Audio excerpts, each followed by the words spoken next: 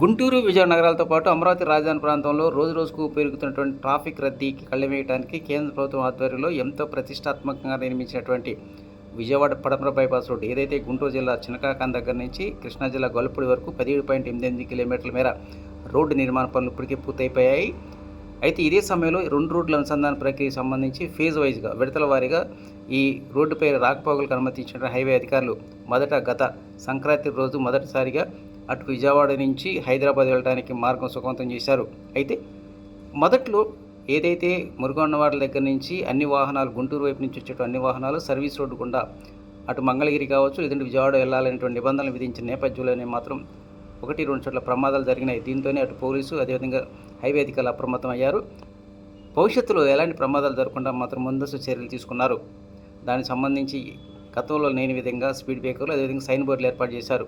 ఇరుకైనటువంటి ఈ service road గుండా భారీ వాహనాలు సైతం రాకపోకలు కొనసాగించడం అనేటువంటిది కొంత ఇబ్బందికరమైనప్పటికీ వాహనదారులు ఇప్పుడు అలవాటు పడుతూ ఉన్నారు. అయితే మురుగనవాడల దగ్గర నుంచి ఈ హైలాండ్ రోడ్డు దాటేలోపు మొత్తం ఆ 6 గంటలు అనేటువంటి ఎంతో కీలకం అంటున్నారు. ఉదయం 9 గంటల నుంచి 11 గంటల వరకు, అదేవిధంగా సాయంత్రం 5 గంటల నుంచి 9 గంటల వరకు ఈ సమయంలో మాత్రం ప్రమాదాలు జరగకుండా హైవే అధికారులు పోలీసు యంత్రాంగం మాత్రం అప్రమత్తమైంది.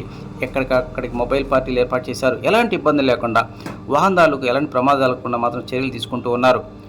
రద్దీగా ఉన్నటువంటి సమయంలో మాత్రం ఎలాంటి ఇబ్బందులు లేకుండా ముందుకు సాఫీగా సాగే విధంగా ఏర్పాట్లు చేస్తూ ఉన్నారు. చిన్నకాకాన్ వద్ద 2 రోడ్ల అనుసంధాన ప్రక్రియ పూర్తయిన తర్వాత 1-2 సంఘటనలు జరిగిన నేపథ్యంలోనే కేంద్ర సహాయ మంత్రి పెంబసాని చంద్రశేఖర్ గారు ఇటీవలనే కేంద్ర రవాణా శాఖ మంత్రిని కలవటం, తక్షణమే ఆ జంక్షన్ వద్ద ఒక ఫ్లైఓవర్ ఏర్పాటు చేయాలని కోరటంతోనే వారు స్పందించి హైవే అధికారులకు ఆదేశాలు జారీ చేశారు. దీంతోనే హైవే అధికారులు మాత్రం ఔటర్ రింగ్ రోడ్ నిర్మాణం కంటే ముందుగానే ఏదైతే మురుగనవాడల ప్రక్కన ఉన్నటువంటి జెడ్పీ హై స్కూల్ సమీపంలోనే ఒక ఫ్లైఓవర్ ఏర్పాటు చేయడానికి ఏర్పాట్లు చేస్తున్నట్టు సమాచారం. ఈ ఫ్లైఓవర్ నిర్మాణం కనుక పూర్తయినట్టయితే వాహనదారులకు ఇరుకైనటువంటి ఈ సర్వీస్ రోడ్డు గుండా వెళ్లకుండా డైరెక్ట్గా అటు విజయవాడ కానీ మంగళగిరి కానీ వెళ్ళడానికి ఎంతో అవకాశం ఉంటుంది.